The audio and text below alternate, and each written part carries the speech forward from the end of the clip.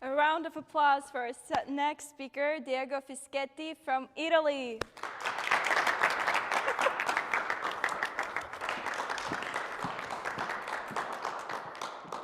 Good morning. Good morning. How are you? Good. That's good. Well, today I want to tell you a story. It was a rainy March evening, air thick with humidity.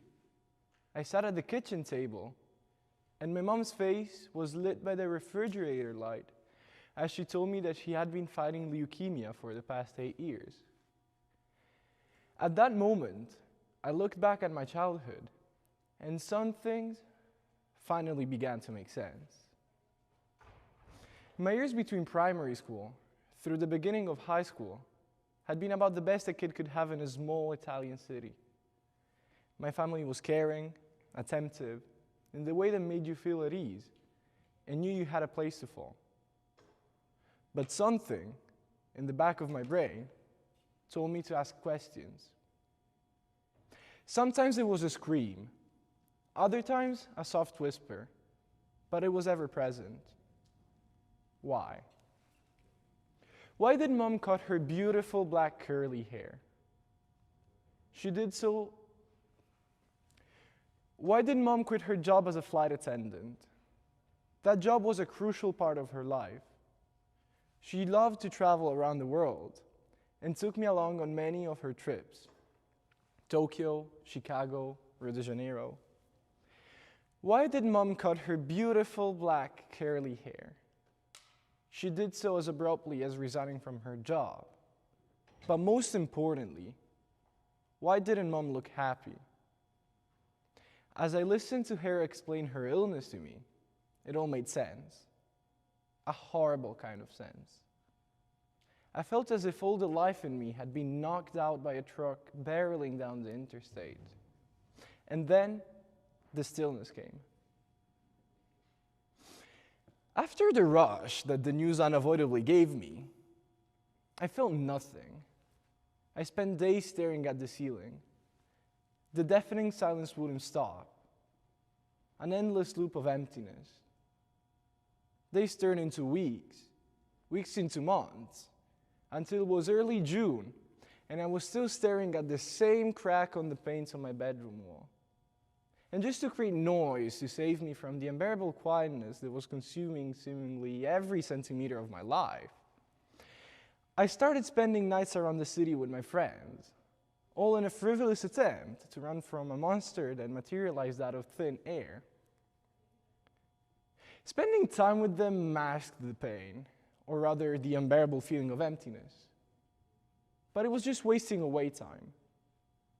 I never spoke about my mother or how I was feeling. Actually, none of us spoke about how we were feeling, just whose house we would go to or what we were having to drink. It was this weird state of flux. I was never in true company, nor ever truly alone.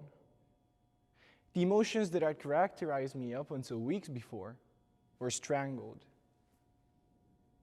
I started to be afraid of what was happening to me, but I had no one to talk about it with. Now, to be clear, my mom is okay now. She's not in immediate danger, and most importantly, she's happy. And I'm okay. I'm here speaking with you. But the point of my story is another one.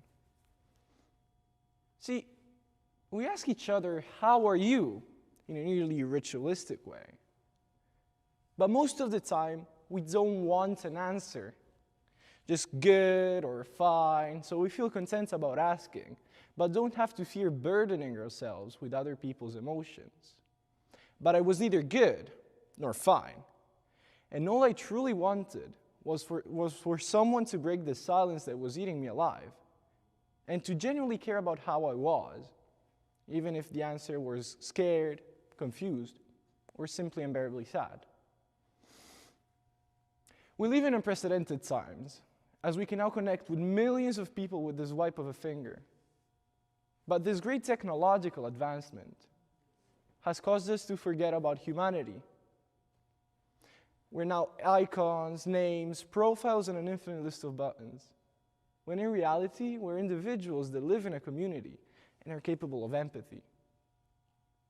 These at which we can all superficially connect has devalued us. I dare say, it has devalued humanity. I dare say we're lacking true empathetic discourse, as we have forgotten to engage with one another on a truly deep and compassionate level.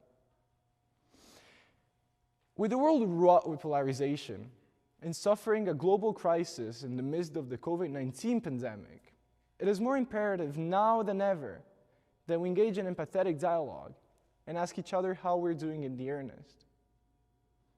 For if one person had sat across me this past summer as my entire life changed in the blink of an eye, perhaps the chaos that had consumed me would settle. Perhaps it wouldn't have hurt so much. Or perhaps I wouldn't have felt so alone. So I urge you, look someone in the eye, ask them how they are, and truly want to know. Allow for a space away from your phone or your laptop, and embrace the intricacies of human existence as you spend time facilitating true discourse with others.